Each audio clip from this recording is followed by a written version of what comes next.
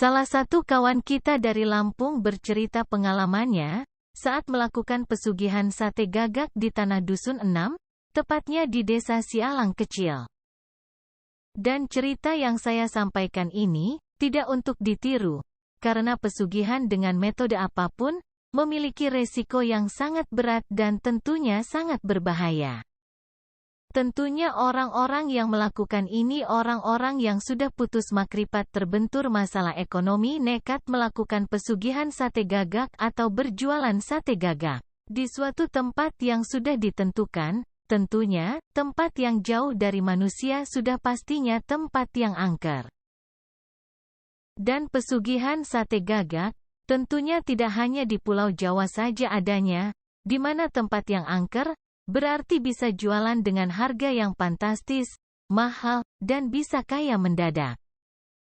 Tentunya bagi orang-orang yang sudah nekat, pantang mundur, sekali jalan terus maju, apapun resikonya, karena berjualan tidak dengan manusia biasa, dengan makhluk-makhluk kasat mata, yang wajahnya tidak layak untuk dipandang dan memiliki resiko yang tinggi.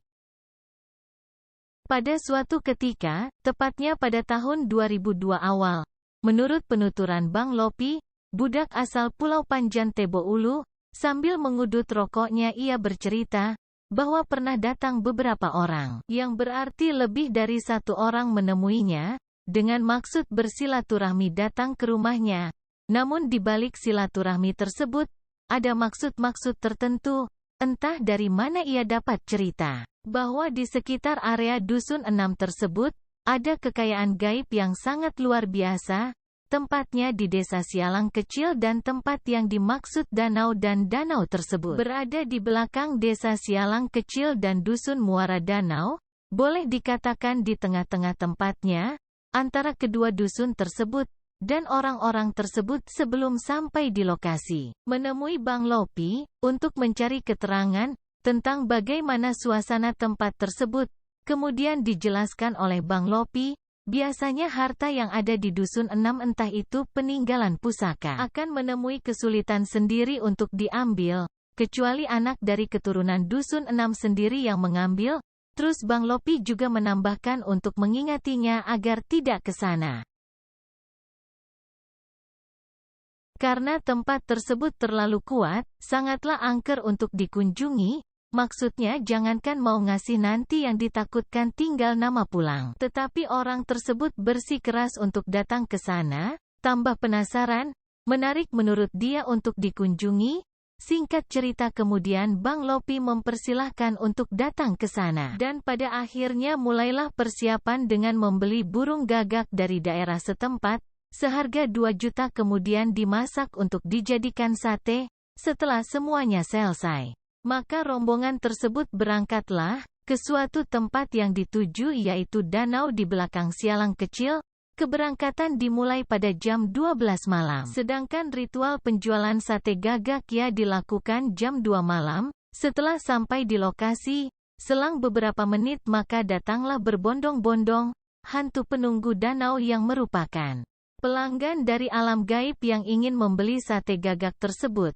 Namun kedatangannya tidak langsung membeli, hanya melihat-lihat saja barangkali ada yang cocok sesuai keinginannya. Dan beberapa menit berlangsung, suasana berubah mencekam angin kencang berhembus bulu kuduk sudah mulai berdiri maka datanglah satu pelanggan yang terakhir berbadan tegap besar. Dengan wajah yang seram, mata merah bak api yang sedang menyala, yang turun dari pohon beringin, yang lebih dikenal sebutan oleh orang kampung setempat Kayu Aro.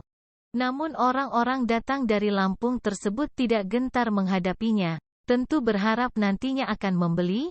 Rupanya di luar dugaan, makhluk tersebut langsung merampas tanpa membayar sepeser pun. Bak rampok setelah itu langsung pergi, setelahnya yang lain ikut mengambil juga tanpa membayar, maka habislah sate gagak tersebut tanpa mendapatkan ganti rugi. Bahkan salah satu dari rombongan tersebut hampir pindah alam karena ditariknya keluar dari lingkaran penjualan sate gagak, katakanlah lapak jual, beruntung kawannya sigap untuk mempertahankannya. Karena memang, sebelum penjualan sate gagak berlangsung salah satu dari rombongan membuat lingkaran, di mana seluruh yang ikut pada waktu itu diisyaratkan jangan sampai keluar dari lingkaran. Barangkali sebagai bentuk lingkaran pengaman untuk keselamatan bagi yang ikut ritual sate gagak pada malam itu.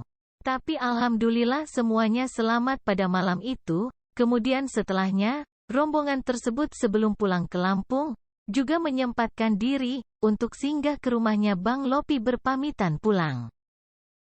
Dan ia pun bercerita bahwa kejadian yang sebenarnya terjadi, memang benar adanya yang sebenarnya yang diceritakan oleh Bang Lopi di awal. Bahwa harta benda pusaka yang ada di Dusun 6, tidak bisa diambil untuk dibawa keluar oleh orang luar daerah, kecuali orang-orang dari keturunan anak Dusun 6 itu sendiri yang mau ambil. Atau barangkali cara ambilnya yang kurang tepat dan dari salah satu rombongan juga menambahkan ceritanya bahwa sudah banyak tempat ia lakukan ritual pesugihan sate gagak. Hanya di tempat inilah ia yang tidak berhasilnya menemui kegagalan, bahkan hampir-hampir salah satu dari mereka pindah alam, dan saat ini katanya merasa bersyukur semua selamat.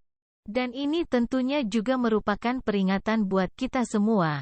Apabila ada orang di suatu tempat melarang, maka apa yang menjadi niat kita jangan diteruskan, karena beresiko bagi kita.